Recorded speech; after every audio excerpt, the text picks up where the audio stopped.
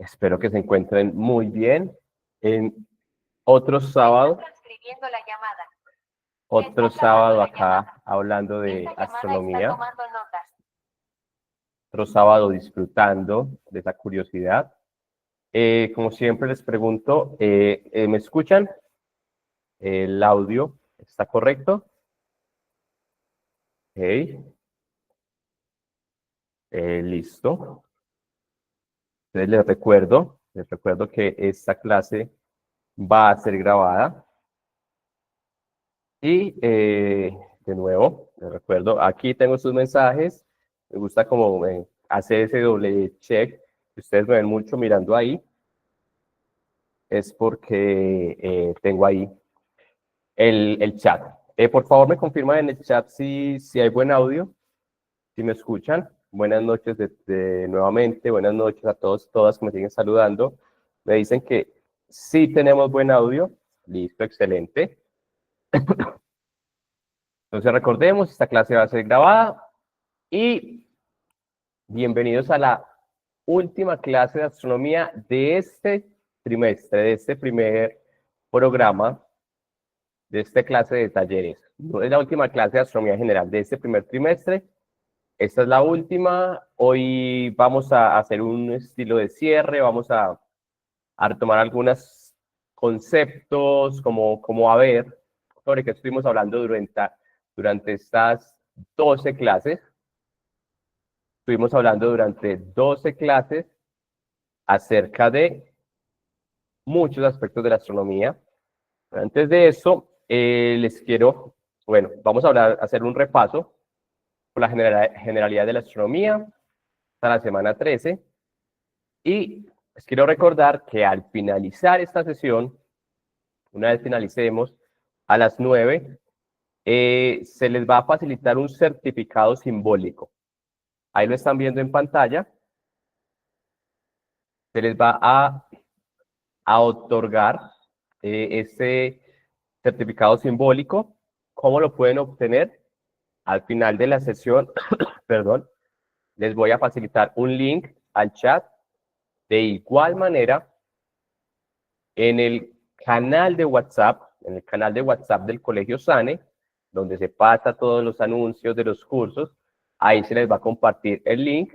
Ahí ustedes pueden ingresar o desde la laptop, una computadora, desde un celular, pueden ingresar y pueden descargar en PDF este certificado simbólico. De igual manera, si se les dificulta en algún sentido esto, lo pueden hablar con el profesor Piero Loli, con Leslie o con alguno de sus asesores. Pero recordemos, finalizando la sesión, ya podrán tener acceso a este certificado del curso de astronomía. Entonces, entrando un poco más en materia acerca de la astronomía, ¿cuál es nuestro objetivo de hoy? Nuestro objetivo es repasar algunas de las principales generalidades de la astronomía que estudiamos durante este trimestre. No vamos a ver nuevos conceptos, no vamos a entrar a profundizar, sino que vamos a retomar acerca de las estrellas, los planetas, las galaxias, constelaciones, de todo eso que estuvimos viendo a lo largo de este semestre. Vamos a cambiar un poco. En esta ocasión no voy a hacer las preguntas al comenzar la clase, sino al finalizar. Vamos a hacer todo un repaso y al finalizar vamos a ver cómo nos va con las preguntas.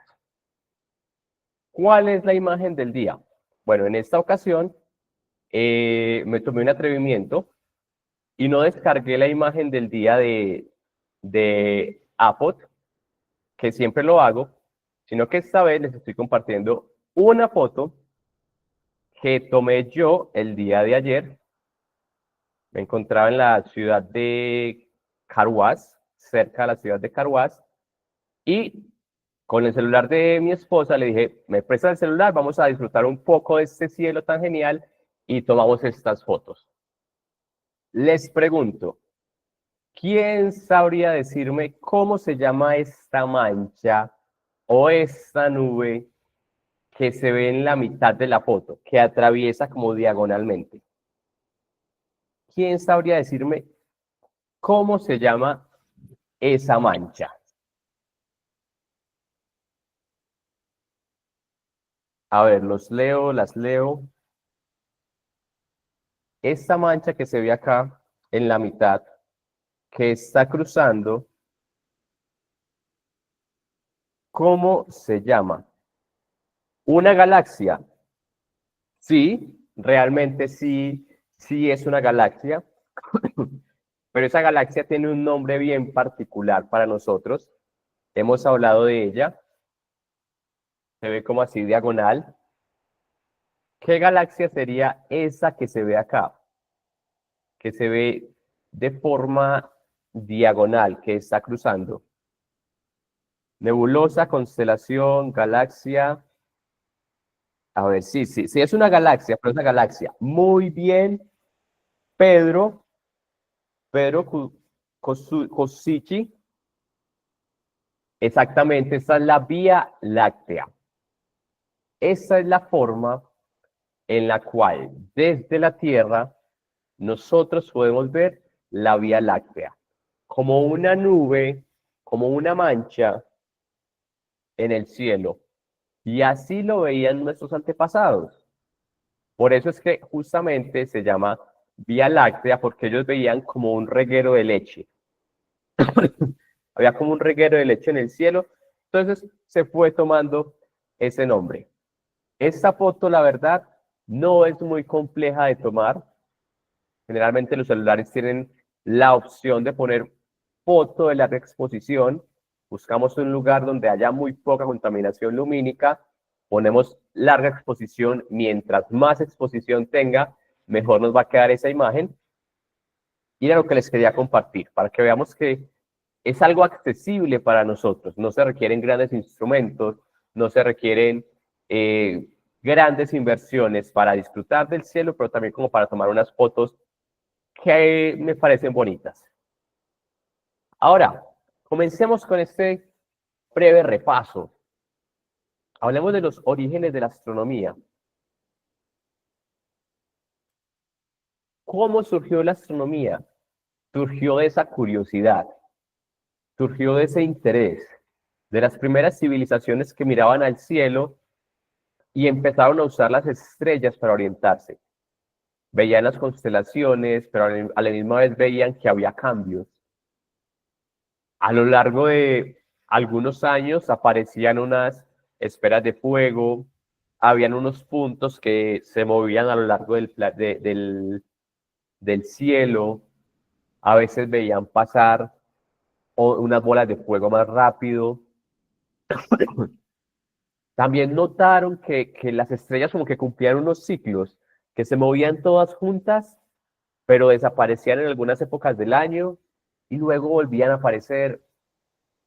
Y esa curiosidad, esa serie de preguntas de por qué ocurre eso, por qué el cielo funciona así, qué está pasando en el cielo, por qué ese punto se mueve, porque en ese tiempo no sabían que era un planeta, era un punto que se movía, pues que empezaron a indagar y empezó a avanzar la astronomía. De los primeros registros que tenemos son las civilizaciones antiguas alrededor de 3000 antes de Cristo. Tenemos a los egipcios, mesopotámicos, chinos, mayas, también tenemos las civilizaciones incas que observaban el cielo para crear calendarios, para orientar cosechas, para guiarse en la navegación. Y aquí voy con una pregunta.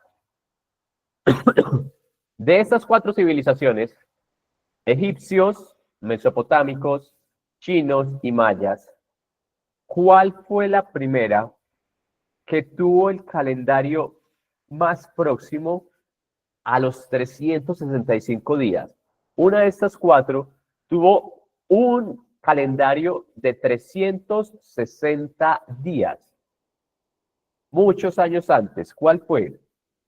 Dicen Egipto, los mayas, otros dicen Egipto, de nuevo mayas, otros dicen de nuevo mayas, mayas, los egipcios. Recordemos que los mayas no lo estudiamos, no lo vimos, pero su estilo de calendario era diferente, era cíclico, pero como más largo.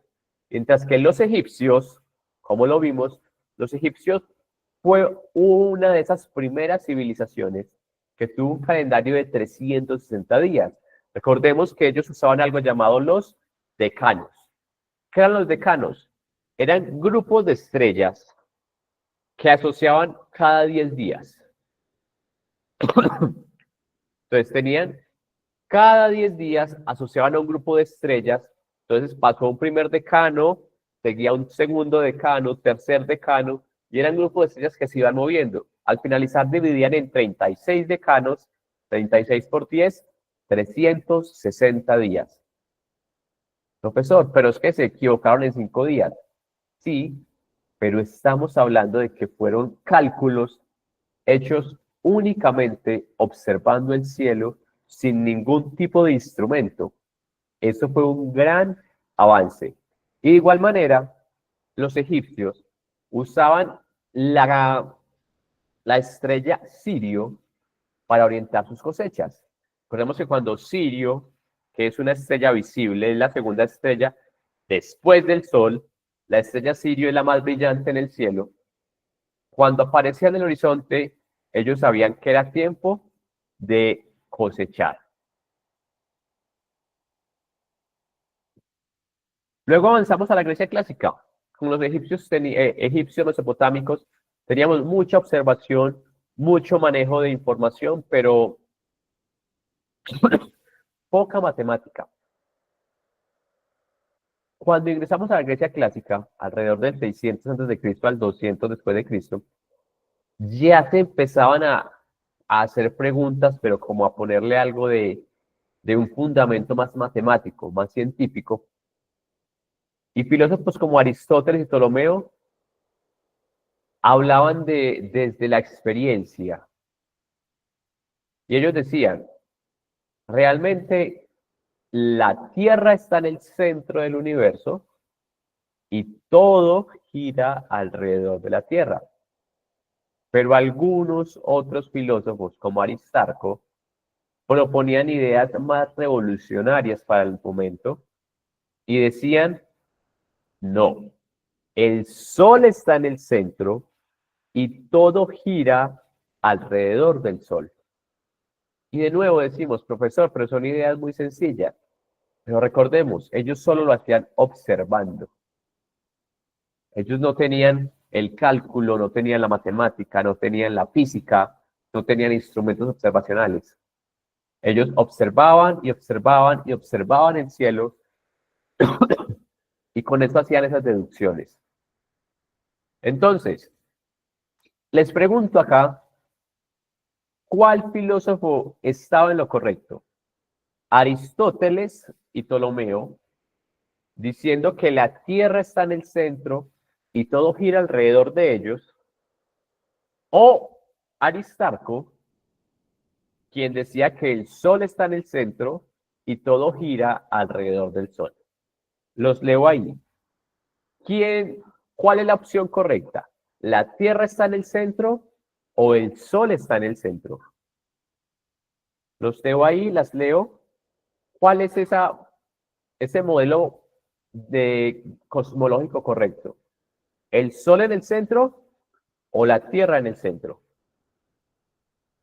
Entonces, Christopher dice que el Sol, Romina dice que el Sol, eh, el Sol. Aquí dicen Aristarco, muy bien.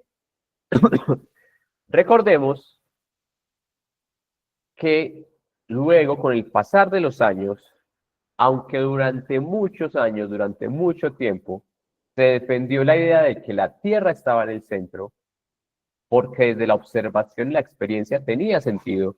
Uno en la Tierra que ve que todo gira alrededor de nosotros, pero no. Realmente el Sol está en el centro. Aristarco, con su propuesta heliocéntrica, siempre tuvo la razón, aunque no fue aceptada sino hasta el Renacimiento, cuando un monje llamado Copérnico, Nicolás Copérnico, retomó esta idea y le puso algo de matemática. Y luego esta idea llegó a Kepler y luego a Galileo, que usó los telescopios, y se pudo dar un fundamento físico y matemático para demostrar que realmente el Sol nuestra estrella principal, nuestra estrella más cercana, es el que está en el centro. Tenemos el Sol en el centro y todos los demás cuerpos girando alrededor de él. Esa fue esa primera idea que revolucionó, que empezó a cambiar esa forma de ver la astronomía. Con Kepler empezó a alejarse de esta parte mitológica, de la parte científica, y con Galileo ya se le dio como ese golpe final, entre comillas. Galileo ya tuvo planos inclinados, experimentos de física, y a la vez tomó un instrumento. Hagamos una aclaración. Galileo no inventó el telescopio. El telescopio fue inventado años antes en Holanda. Lo que sí hizo Galileo fue que tomó el telescopio y lo apuntó al cielo. ¿Y qué vio Galileo en el cielo? Vio las montañas de la luna, vio las lunas de Júpiter, que también son llamadas lunas galileanas, vio las fases en Venus, vio las manchas solares. Cuando Galileo apunta el telescopio al cielo y ve todo esto, rompió un montón de paradigmas, de ideas que tenía la sociedad. Esas ideas de, no, es que realmente el mundo supralunar es perfecto y el de la Tierra tiene imperfecciones, no, la Luna tiene montañas, no es perfecto. Cuando vimos las lunas girando alrededor de Júpiter, nos dimos cuenta que no todo giraba alrededor de la Tierra. Entonces, todo esto dio esos golpes finales y se adoptó finalmente la teoría heliocéntrica, que es la correcta. El Sol está en el centro y el Renacimiento pasamos a la astronomía moderna, que ya tenemos a Newton, Einstein, todos estos que ya lo basamos en grandes telescopios, en matemática y física. Hay un poco de dónde nace esto. ¿Cuáles son las ramas de la astronomía? De las principales, recordemos, no todos. ¿En qué áreas puede estudiar astronomía? Tenemos las ciencias planetarias. ¿Cuáles son las ciencias planetarias? Es el área de la astronomía que estudia todo esto de los planetas, cómo se forma un planeta, que de una vez les hago un spoiler, es lo que vamos a ver en el segundo módulo de astronomía. Toda la historia del sistema solar. Vamos a ver cómo se forma un planeta, cuál es su historia, y vamos a estudiar clase por clase cada uno de los planetas del sistema solar para ver sus particularidades, para ver qué tiene de especial, para ver por qué puede llamar tanto la atención. Estas son las ciencias planetarias. Luego tenemos la cosmología. En la cosmología no tomamos planetas, estrellas, galaxias, meteoros, no. Tomamos el universo, el cosmos como un todo. Todo como un conjunto y vemos cómo evoluciona, cómo se estudia, cuál fue su inicio, dónde estamos ahora, cuál va a ser su final. La cosmología estudia el universo, el cosmos como un todo. Tenemos la astrofísica estelar. Esta astrofísica estelar, esta rama de astronomía, se orienta por el estudio de las estrellas. ¿Cómo nace una estrella? ¿Cuál es su proceso de evolución? ¿Cuándo está en la rama principal? ¿Cuál es su temperatura, sus propiedades? ¿Qué ocurre dentro de la estrella? Astrofísica estelar nos centramos en las estrellas. La radioastronomía es una forma de estudiar lo que está más lejos, pero en cierta frecuencia especial. No en lo que vemos, sino en las frecuencias de radio, que nos permite ver cosas que no así a simple vista, por así decirlo. Cuando hablamos de astrobiología, empezamos a juntarnos con otras áreas de estudio, como la astronomía, la biología, astrobiología. Aquí ya vemos las posibilidades de vida en otros planetas, cuáles son las zonas de habitabilidad, qué debe tener un planeta, qué condiciones para que sea habitable, será que hay vida en otros planetas, lo que hablábamos hace 2 clases. ¿Hay vida en otros planetas? ¿Qué se necesita para que haya vida en otros planetas? En esto se centra la astrobiología. Y por último, la astrofísica galáctica, que aquí nos centramos en las galaxias. Cuando hablamos de las galaxias, cómo evoluciona una galaxia, los tipos de galaxia, qué propiedades tiene cada galaxia, que de alguna u otra manera, todos esos ramas de la astronomía los abordamos acá. Pero hagamos un pequeño repaso ahí. Y entonces hablamos de los modelos. Tenemos el modelo geocéntrico, geo viene de Tierra, y heliocéntrico, este helio viene del Sol. Son los dos modelos principales que hubo a lo largo de la historia. El modelo geocéntrico tenía la Tierra en el centro y todo lo demás, los planetas, la Luna, el Sol, girando alrededor de la Tierra. Por el contrario, el modelo heliocéntrico ponía el Sol en el centro y todos los demás planetas, lunas, satélites, giran alrededor del Sol. ¿Cuál es cuál es el modelo correcto? Recordemos, como dijimos ahora, el modelo heliocéntrico. El modelo heliocéntrico es el que se adapta a las observaciones, a las predicciones físicas, a los modelos matemáticos. El modelo heliocéntrico es sobre el cual estamos. Con una pequeña aclaración. Los planetas no se mueven en círculos perfectos. Los planetas se mueven en una figura llamada elipse. Esto lo trajo o lo planteó Kepler. Entonces, modelo heliocéntrico, el Sol en el centro. Vámonos quedando con eso. En todo el sistema planetario, la estrella principal o estrellas principales están en el centro. ¿Cuál es nuestra estrella principal? El Sol, que a la vez es la estrella más cercana. El Sol es una estrella. Entonces, tenemos un modelo heliocéntrico, pero ¿qué más tenemos? Cuando les hablo de que el Sol es la estrella más cercana, es que porque solemos pensar que las estrellas son únicamente los puntitos que vemos en la noche allá, lejos. No, el Sol también es una estrella. Pero con esos puntos, con todos esos puntos, a lo largo de la historia se han formado mitos, han contado historias, han hecho unos relatos asombrosos. ¿Y qué? ¿Basado en qué? En las figuras que veían en las estrellas del cielo. ¿Qué clase de figuras? Guerreros, animales, dioses. Eso más orientado al hemisferio norte. Con el hemisferio sur, ¿qué veían? Instrumentos de navegación, herramientas, cosas relacionadas, como entre comillas, con la cotidianidad. Entonces, ¿qué es una constelación? Es un grupo de estrellas que visto desde la Tierra forman figuritas. Forman figuras que cuando tuvimos esta clase vimos que no eran tan fáciles de ver. Aquí hay dos ejemplos. Esta es la Osa Mayor, que en otras culturas se llama como el carruaje y otros como el sartén. Y acá tenemos a los gemelos, Géminis con Castor y Polus. Es una constelación. Vimos que hay 88 constelaciones que están distribuidas a lo largo de todo el cielo y que cuando hablamos de constelación eran esos cuadraditos, que era como un área en el cielo y que lo que forma la figura se llamaba asterismo principal.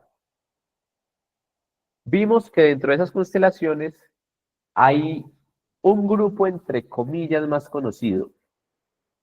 No es más especial, solo más conocido, que es el que va por la eclíptica o por donde se mueve el Sol, y son las constelaciones zodiacales.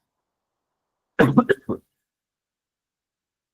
las constelaciones zodiacales, pero también les recuerdo que dentro de esas constelaciones zodiacales, que aquí las vamos viendo, no sé si el puntero se va moviendo, sí, tenemos a Piscis, Aries, Tauro, Géminis, Cáncer, Leo, Virgo, Libra, Escorpio, y acá aparece una constelación bien particular que se llama Ofiuco.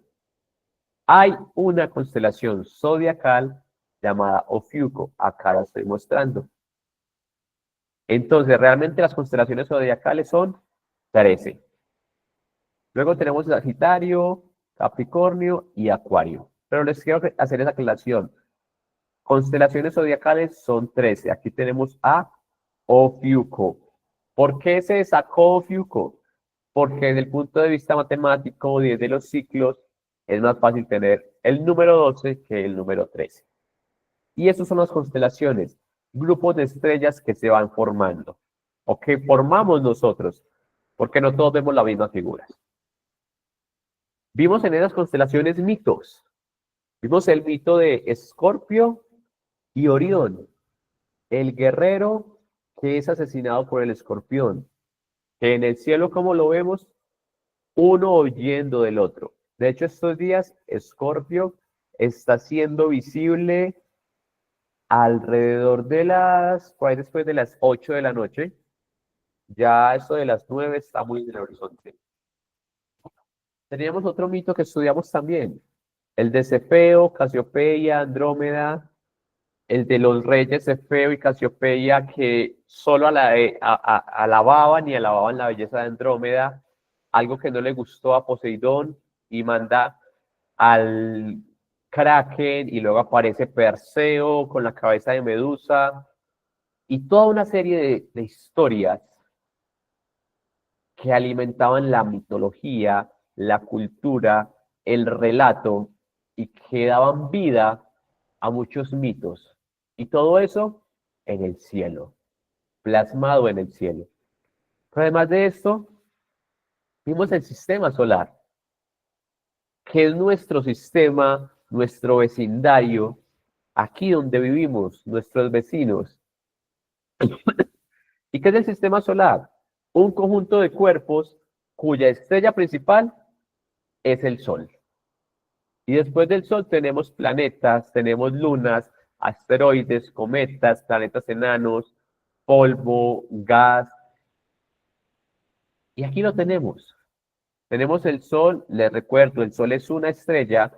También vimos que era una estrella de tipo G5, porque es una enana amarilla.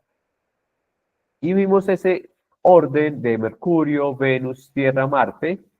Recordemos que tenemos los 4 planetas interiores, que son sólidos, que son rocosos o telúricos. Vemos como un estilo de cinturón de asteroides que separa con 4 planetas gigantes, que son gaseosos, y estos dos últimos que son helados. No profundizaré mucho acá porque en esto nos vamos a centrar en la segunda parte. Vamos a ir con zoom en cada una de estas partes del sistema solar. Y dentro de eso que estudiamos los movimientos de la Tierra. ¿Cuáles serán esos movimientos?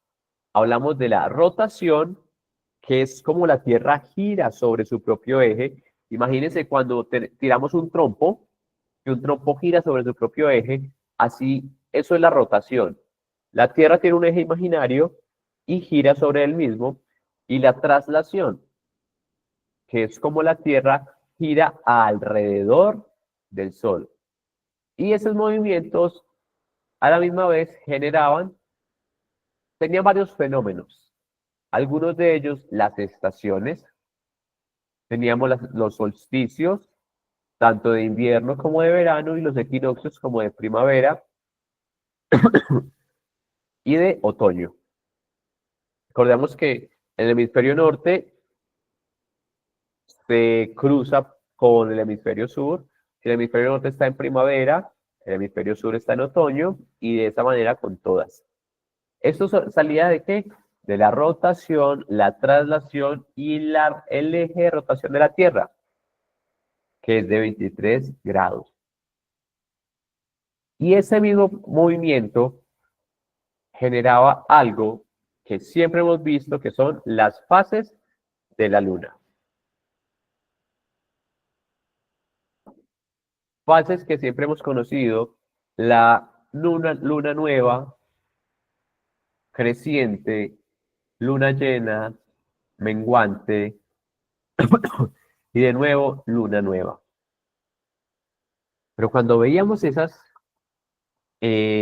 fases, les hacía una aclaración muy importante o veíamos algo curioso, por así decirlo, y es que no siempre se ve de la misma forma. Repito, no siempre la fase de la luna se ve de igual manera desde cualquier parte de la Tierra. Y aquí les muestro. Veamos, por ejemplo, creciente. Vemos que en la luna creciente, en el polo norte, parece una letra D. En el polo norte, el cuarto creciente se ve como una D. Pero si bajamos un poco más a Londres, bajamos un poco más, vemos que se ve un poco más acostado. Y por ejemplo, en el Ecuador, de hecho nosotros lo vemos un poco más así, la cuarto creciente ya no se ve como una D, sino como si se fuera llenando de abajo hacia arriba. Y en el polo sur, el mismo cuarto creciente se ve como una C. Entonces, la fase de la luna se ve dependiendo de mi lugar en el planeta. ¿Siempre se va a llamar cuarto creciente? Sí, pero alguien que está en el hemisferio sur va a verlo diferente a quien está en el hemisferio norte. Entonces se debe a la posición de la luna y a cómo la vemos dependiendo a esta perspectiva óptica. Esto lo profundizamos en esa clase, entonces como que para recordarles ahí. Y luego ahí veíamos, ¿qué era una estrella? Hablamos de las estrellas, de cómo esos puntos que vemos en el cielo, aparentemente tan pequeños, son bolas enormes de gas, pero enormes, enormes. Ahí vimos las escalas de tamaño que nos quedábamos asombrados porque las estrellas pueden ser exageradamente enormes, que no imaginamos, y son esferas de gas caliente. ¿Y cómo evolucionan?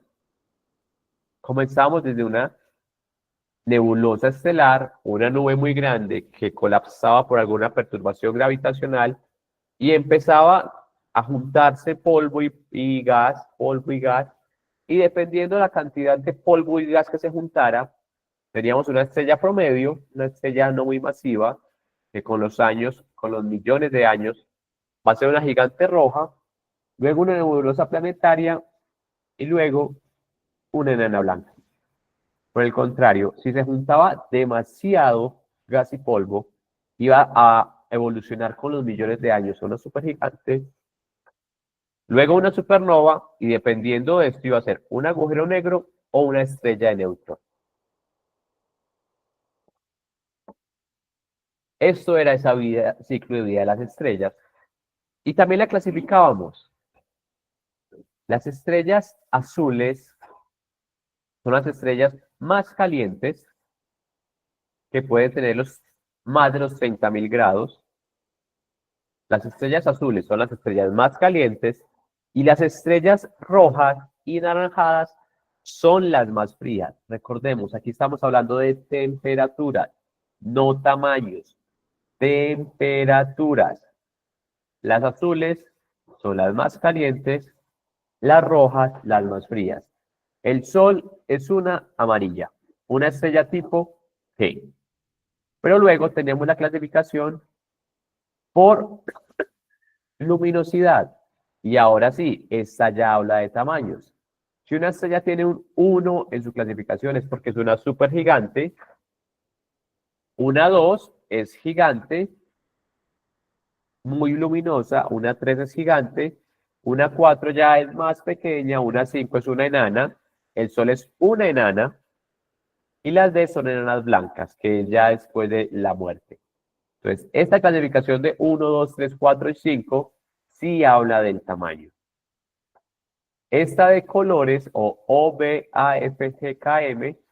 es de temperaturas.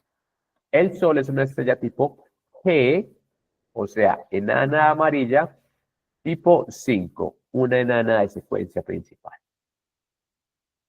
Después, cuando vimos esas pequeñas estrellas, vimos que miles de estrellas con demasiado polvo, con mucho gas, formaban galaxias. ¿Y qué era una galaxia? Es un conjunto masivo, ya era una ciudad. Si el sistema solar es nuestro vecindario, la galaxia ya es toda la ciudad. El conjunto de todas las estrellas, gas, polvo, planetas, materia oscura, todo unido gravitacionalmente. Y esto ya es mucho, mucho más grande. Y vimos que ¿qué contenía? Estrellas jóvenes, viejas, gigantes, enanas. Contiene sistemas planetarios. Una galaxia es muy, muy grande y dentro de una galaxia tenemos millones de estrellas, millones de sistemas planetarios, tenemos agujeros negros, tenemos nebulosas, tenemos muchos fenómenos. Y, perdón, ¿cómo se clasificaban? Vimos 4 clasificaciones. Las elípticas, que eran como en bolitas, una esfera. Estaban las lenticulares, que eran como un poco achataditas, parecían como un estilo sombrero. Y luego las que son más comunes desde el punto de vista gráfico, que eran las espirales, que son las que tienen brazos, las que parecen un remolino. Elípticas, lenticulares, espirales y por último, las irregulares. ¿Cómo son las irregulares? No tienen una forma definida. Puede ser cualquier clase de figura. Luego de las galaxias teníamos los cúmulos de galaxias. ¿Qué era un cúmulo de galaxias? Muchas galaxias juntas. Pero cuando teníamos varios cúmulos de galaxias, teníamos el supercúmulo de galaxias, en este caso llamado la Inaquía, y aquí tenemos la Vía Láctea, sí, sí se ve el punto rojito. La Vía Láctea hace parte de un conjunto de galaxias que a la misma vez es parte de otro conjunto y se va formando esta serie de filamentos. Una serie de filamentos que uno se va, como si se fuera alejando, fuera viendo que hay unas zonas más densas en el universo. Ahora, todo esto son simulaciones. Todo esto es como, yo observo, hay unos comportamientos, entonces hacen simulaciones en computadores y dicen, posiblemente la forma del universo sea así, posiblemente. Porque obviamente eso no es que lo hayamos podido ver. Y después de esto, tenemos toda una red cósmica que vendría a ser como el universo. Toda una red cósmica de gas y de polvo con un tamaño que realmente no alcanzamos a dimensionar. Con un tamaño que nosotros no comprendemos. La grandeza del universo y la complejidad que puede tener. Pero después volvimos un poco y dijimos, ¿y qué de esas rocas que flotan? ¿Qué de esos pedazos de piedra? Y los clasificamos de esta manera. De asteroides, que eran piedras del orden de kilómetros, que fueron, por ejemplo, esos que propiciaron el inicio de la extinción de dinosaurios. Si un asteroide cae, sí o sí va a ser una catástrofe mundial. Pero vimos los meteoroides. Recordemos, meteoroide es la piedra que está girando alrededor de la Tierra. El meteoro es el fenómeno físico que ilumina. Y el meteorito es cuando la piedra ya está en la Tierra. De nuevo les recuerdo para que diferenciemos. Meteoroide es la piedra que está girando alrededor de la Tierra. El meteoro no es la piedra, el meteoro es el fenómeno luminoso. es el fenómeno que se ve el incendio o la fricción, y el meteorito es lo que nos encontramos en la Tierra. Cuando alguien se encuentra una piedra en la Tierra que viene del cielo, no se encuentra un meteoro, no, se encuentra un meteorito. Y ya por lo último que vimos fue los exoplanetas. Hablamos de los exoplanetas, que eran esos planetas que estaban por fuera del sistema solar. Vimos que además de nuestros 8 planetas, de los 5 planetas enanos, habían muchos más planetas fuera del sistema solar, alrededor de otras estrellas. Y todos esos exoplanetas eran tratados de analizar para ver si había vida. Hasta el día de ayer, que revisé esto, se habían confirmado 6.013 exoplanetas. Y con seguridad van a ir saliendo más y más y más exoplanetas. Entonces, ¿hay otros planetas fuera del sistema solar? Sí, muchos. Y los que se esperan encontrar. Pero dentro de todos esos exoplanetas, dentro de toda esa variedad, porque la clase anterior vimos, cuando veíamos esos récords, esos planetas, esos lugares tan exóticos, vimos que hay toda clase de exoplanetas, unos gigantes calientes, parecen la Tierra, pero son muy grandes, otros que son llenos de océanos, otros súper oscuros. Dentro de toda esa cantidad de exoplanetas, dentro de esa inmensidad del universo, podíamos llegar a la pregunta de, ¿estamos solos? Si hay miles de estrellas, si realmente vimos la red cósmica que es del tamaño que no imaginamos, si entonces volvíamos, si hay miles de estrellas, si hay miles de planetas, ¿realmente estamos solos?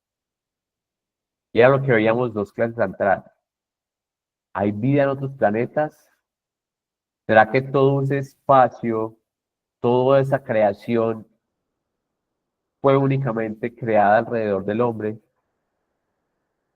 Y a partir de eso veíamos algo llamado la paradoja de Fermi, y era que abordábamos como esas posibilidades de por qué si hay tanto espacio, si hay tantos planetas, si hay tantas estrellas, no hemos sido contactados.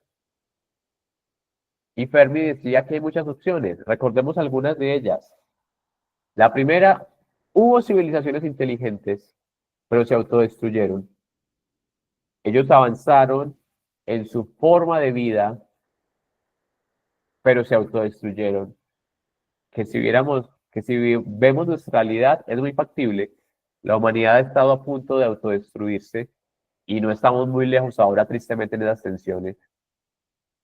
Entonces, ¿pudo haber civilizaciones inteligentes? Sí, pero se autodestruyeron. Puede que realmente sí haya vida, pero esté muy lejos y todavía pues no nos ha sido posible contactarnos. Otra posibilidad era, sí hay vida inteligente, pero es tan superior a nosotros que no le importamos. Hay otras posibilidades de vida, sí, pero es tan superior a nosotros que no le importamos, entonces no quiere hablar con nosotros. U otra opción, realmente estamos solos. Y se abordaban todas esas posibilidades y Fermi abordaba cada una de ellas y se explicaba. Pero vale esa pregunta, ¿será que estamos solos? Aún no lo sabemos. Hasta hoy, 27 de septiembre, estamos solos, no se ha descubierto nada. Ya veremos a futuro. Y con esto quería hacer ese pequeño repaso de parte de lo que vimos, porque vimos mucho durante 2 sesiones. Y ahora sí, considerando esto, Vamos a ver.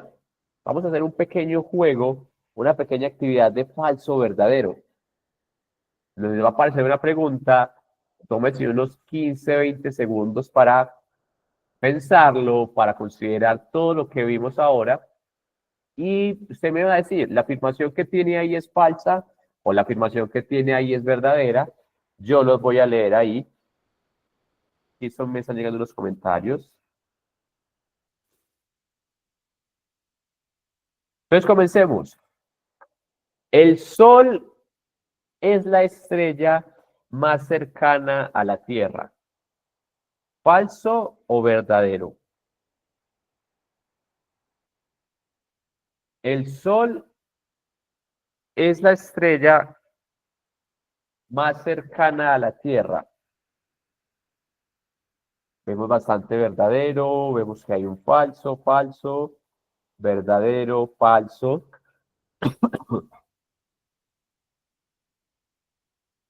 Recordemos nuestro modelo heliocéntrico. Entonces, el Sol es esa estrella más cercana, es nuestro vecino. Esto es verdadero.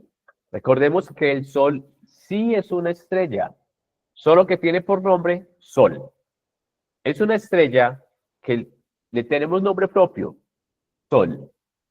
Pero el Sol, el que vemos todos los días, esa bola amarilla, esa esfera amarilla, sí es una estrella. Entonces, la estrella más cercana a la Tierra sí es el Sol. Esto es verdadero. Siguiente. Nuestro modelo del universo, la forma en que explicamos el universo, es un modelo geocéntrico. Es un modelo donde la Tierra está en el centro. El modelo en el cual explicamos nuestro sistema planetario. La Tierra está en el centro. Recordemos, geocéntrico. La Tierra, el planeta Tierra, nosotros, estamos en el centro. ¿Falso o verdadero? A ver, los leo. Falso, falso. Falso, hay algunos verdaderos. Falso, falso, verdadero. Listo, esto es falso. Recordemos que la Tierra no está en el centro. El Sol es el que está en el centro. Nosotros tenemos un modelo heliocéntrico. ¿La Tierra está en el centro? No. El que está en el centro del sistema solar es el Sol. Y veamos un poco esto de clasificación estelar. Las estrellas rojas son, ahí me disculpan el error de ortografía, son las estrellas más calientes. Las estrellas rojas. Recordemos que vimos una clasificación ahí por colorcitos. Estaban las azules, las blancas, las amarillas, las naranjadas, las rojas. Las estrellas rojas son las más calientes. Uy, todos me dicen que falso. Y esto es falso. ¿Quién me recuerda cuáles son las más calientes? ¿Cuáles son las estrellas más calientes? Las blancas, muy bien, y las azules. Las estrellas más calientes son las estrellas azules y blancas, que en la clasificación estelar son las O y las B. Las rojas son las más frías, que en la clasificación son las K y las M. Muy bien. Los planetas interiores del sistema solar son rocosos. Recuerden que vimos el sistema solar, el Sol, 4 planetas y otros 4 planetas. Los interiores, los 4 primeros, son rocosos. ¿Falso o verdadero? Los 4 primeros planetas, Mercurio, Venus, Tierra, Marte, son rocosos, son telúricos. Todos me dicen que verdadero. Excelente. Los 4 planetas interiores, Mercurio, Venus, Tierra y Marte, son planetas rocosos, son planetas sólidos, son planetas telúricos. Los 4 planetas que hay después, hay 2 gaseosos, Júpiter y Saturno, y 2 gigantes helados, Urano y Neptuno, que no sé si recuerdan en cuál de estos vimos la clase anterior que llovían diamantes. ¿Quién me dice, quién recuerda en cuál de esos planetas gigantes llovían diamantes? Era tal la presión que el metano, el carbono que había en el metano, llegaba a tal punto de presión que se convertía en diamantes. Muy bien, Celia. Urano, en Urano y en Saturno hay posibles lluvias de diamantes. Vamos con este. Un exoplaneta. Exoplaneta. Es un planeta que está fuera del sistema solar.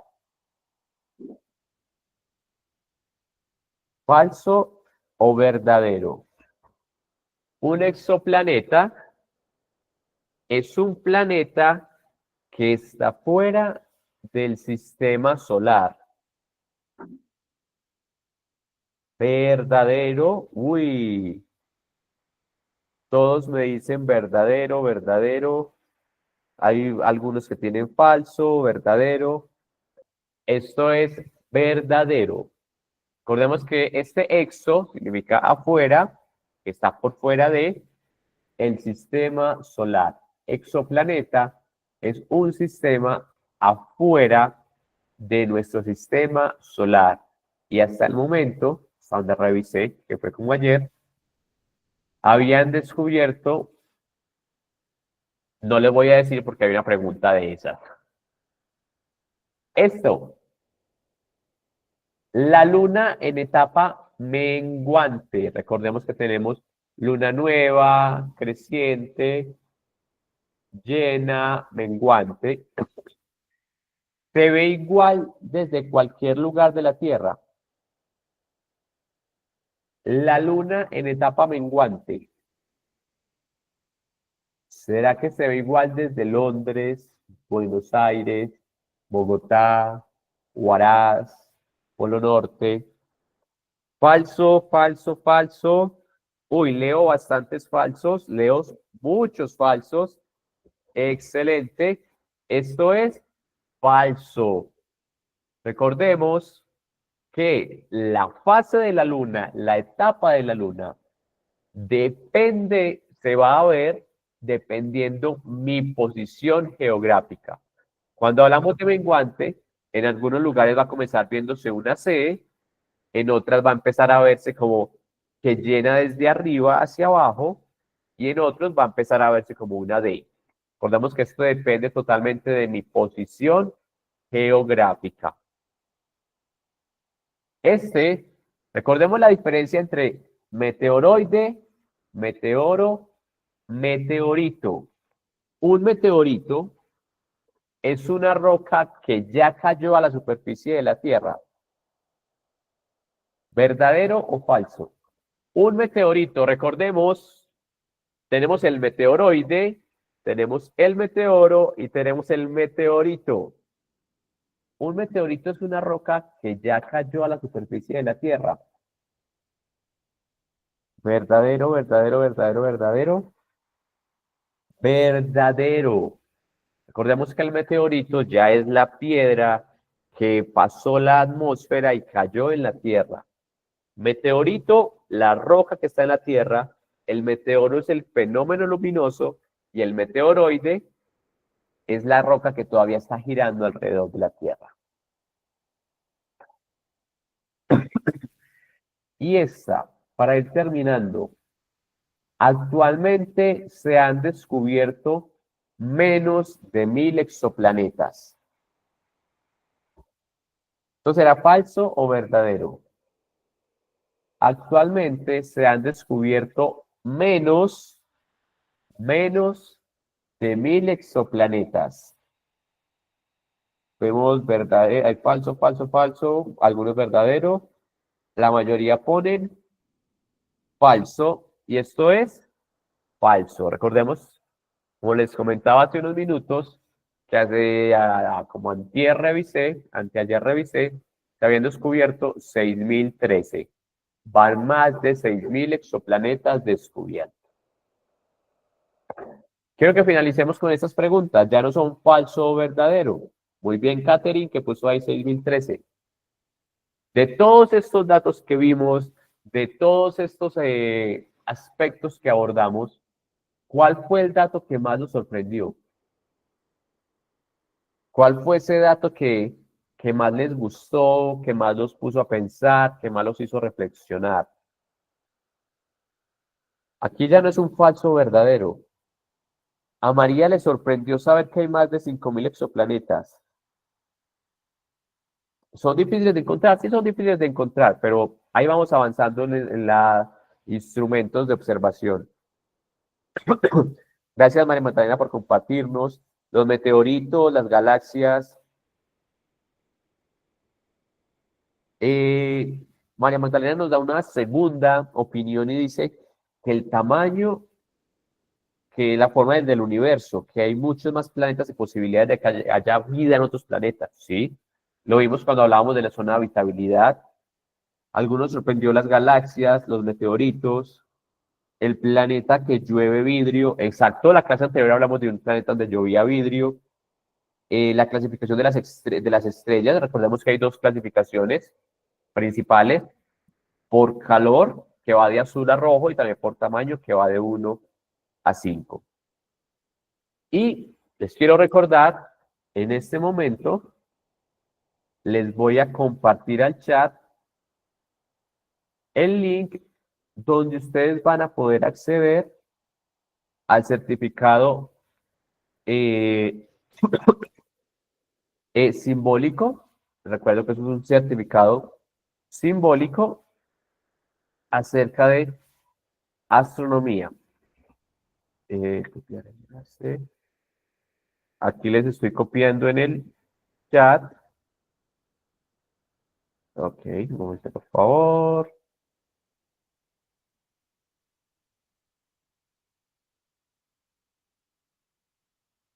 Ujú.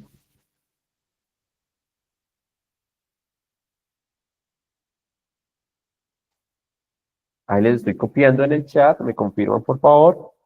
Sí. Ahí tienen en el chat el link. Es link Fiero Z123. En ese link podemos descargar el certificado simbólico. Es un certificado simbólico donde está la firma del director, de la jefa de calidad, Leslie, y de mi persona como docente del curso. En ese link los voy a pasar de nuevo por si se está yendo, lo voy a fijar. Ah, lo despejé. Ah, ok, ya lo fijaron, ya lo fijaron. Este link está fijado para que entren ahí de igual manera como lo han hecho en los otros cursos de marketing y de ahí de tecnología. También pueden tener su certificado simbólico de astronomía. Si tienen alguna dificultad, no lo pueden descargar, se pueden comunicar con el profesor Piero Loli, con la jefa de calidad, con Leslie o con algunos de sus asesores, y para que les pueda llegar, para que puedan obtener este certificado. Y de nuevo, muchas gracias por estudiar con nosotros, muchas gracias por estudiar con el Colegio SANE y gracias por haber hecho parte de este primer ciclo, de este primer trimestre, este primer programa del curso Taller de Astronomía. Espero que sigamos y nos veamos en la segunda etapa de este curso. Hasta luego, éxitos con todo.